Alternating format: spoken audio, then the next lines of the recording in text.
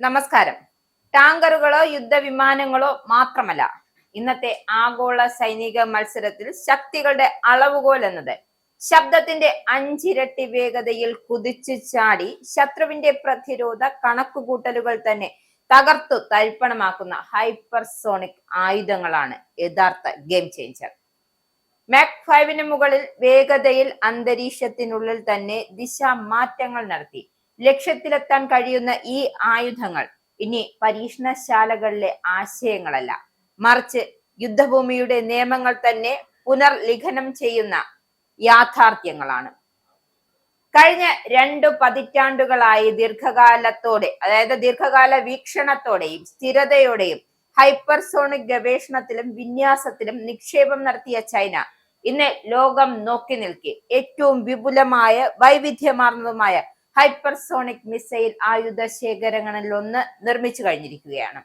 വേഗത, വിന്യാസത്തിന്റെ വ്യാപ്തി, സാങ്കേതിക സങ്കീർണത, പിന്തുണയ്ക്കുന്ന വ്യാവസായിക അടിസ്ഥാന സൗകര്യങ്ങൾ എന്നീ എല്ലാ മാനദണ്ഡങ്ങളിലും ചൈന കൈവരിച്ച മുന്നേറ്റം ആഗോള സൈനിക തുലാസിൽ തന്നെ പുതിയ ദിശയിലേക്ക് തിരിയുകയാണ്.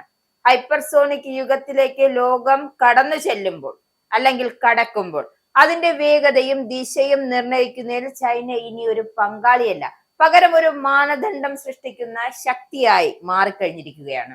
2025 ഡിസംബറിൽ യുണൈറ്റഡ് സ്റ്റേറ്റ്സ് ഓഫ് ഡിഫൻസ് കോൺഗ്രസിൽ സമർപ്പിച്ച വാർഷിക റിപ്പോർട്ട് തന്നെയാണ് ഈ യാഥാർത്ഥ്യം വ്യക്തമാക്കുന്നത്.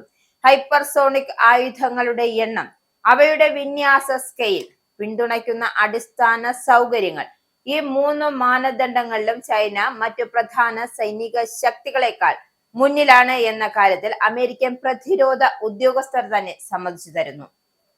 മാക് 5 മുകളിൽ വേഗതയിൽ സ്ഥിരമായി പറക്കാൻ കഴിയുന്ന മിസൈലുകളുടെ വലിയ കുടുംബം തന്നെയാണ് ചൈന ഇതിനകം വിന്യസിച്ചു കഴിഞ്ഞിരിക്കുന്നു.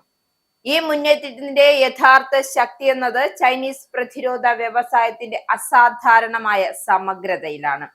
ഒരൊറ്റ വിഭാഗത്തിൽ ഒതുങ്ങാതെ ബാലിസ്റ്റിക് മിസൈലുകളിൽ നിന്നും ക്രൂയിസ് സംവിധാനങ്ങളിലേക്കും വായുവിൽ നിന്നും വായുവിലേക്കുള്ള പ്രഹരശേഷിയിൽ നിന്നും വായുവിൽ നിന്നും ഉപരിതലത്തിൽ നിന്നും വായുവിലേക്കുമുള്ള മൾട്ടി ഡൊമൈൻ ആക്രമണ ശേഷികളിലേക്കും അതീവ സങ്കീർണമായ ഹൈപ്പർസോണിക് ആയുധങ്ങൾ വരെയുള്ള മുഴുവൻ സ്പെക്ട്രവും ഉൾക്കൊള്ളുന്ന ഒരു പൂർണ്ണായുധ പരിസ്ഥിതിയാണ് ചൈന നിർമ്മിച്ചിരിക്കുന്നത്. ഈ ആഴവും വ്യാപ്തിയും തന്നെയാണ് ഹൈപ്പർസോണിക് യുഗത്തിൽ ചൈനയെ മറ്റെല്ലാ സൈനിക ശക്തികളിൽ നിന്നും വ്യത്യസ്തമാക്കുന്നത്. പ്രത്യേകിച്ച് വായു ശ്വസിക്കുന്ന സ്ക്രാം ജെറ്റ് എഞ്ചിനുകൾ ഉപയോഗിക്കുന്ന സംവിധാനങ്ങളും ഉയർന്ന വേഗതയിൽ ദിശാ മാറ്റങ്ങൾ സാധ്യമാക്കുന്ന ഹൈപ്പർസോണിക് ഗ്ലൈഡ് വാഹനങ്ങളും പരമ്പരാഗത മിസൈൽ പ്രതിരോധ സംവിധാനങ്ങളെ ഏറെക്കുറെ അപ്രസക്തമാക്കുന്ന തരത്തിലാണ് രൂപകൽപ്പന ചെയ്തിരിക്കുന്നത്. ഹൈപ്പർസോണിക് മിസൈലുകളുടെ പ്രത്യേകത വേഗത മാത്രമല്ല, പ്രവചനാതീതമായ പാതകളിലൂടെ സഞ്ചരിക്കുവാനും അന്തരീക്ഷത്തിനുള്ളിൽ തന്നെ ദിശകൾ മാറ്റാനും കഴിയുന്ന കഴിവാണ്.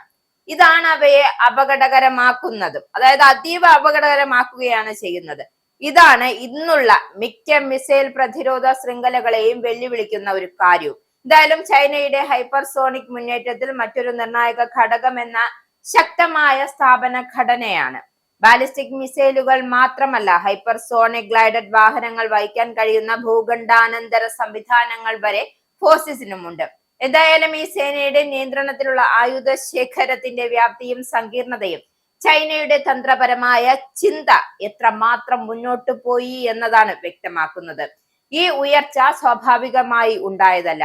ഷീ ജിൻപിങ് ചൈനീസ് കമ്മ്യൂണിസ്റ്റ് പാർട്ടിയുടെ ജനറൽ സെക്രട്ടറി ആയതിനു ശേഷം ഔദ്യോഗിക പ്രതിരോധ ബഡ്ജറ്റ് ഏകദേശം ഇരട്ടിയായി. ഹൈപ്പർസോണിക് ഗവേഷണം, മിസൈൽ പ്രൊപ്പൽഷൻ മാർഗനിർദ്ദേശ സംവിധാനങ്ങൾ, ആഗോള സ്ട്രൈക്ക് ശേഷികൾ ഇവയിലേക്കുള്ള സ്ഥിരമായ നിക്ഷേപമായാണ് ഇവ കാണപ്പെടുന്നത്. ഇത് വെറും ആയുധ വികസനം മാത്രമല്ല, ദീർഘകാല സൈനിക ആധുനികവൽക്കരണത്തിന്റെ ഭാഗമായുള്ള ഒരു ദേശീയ വീക്ഷണം കൂടിയാണ്. എന്തൊക്കെ ചെയ്താലും ചൈന മുന്നോട്ട് തന്നെ പോകും എന്നതിന്റെ വ്യക്തമായ ഒരു ഉദാഹരണം കൂടിയാണ് ഇപ്പോഴത്തെ ഈ നീക്കം.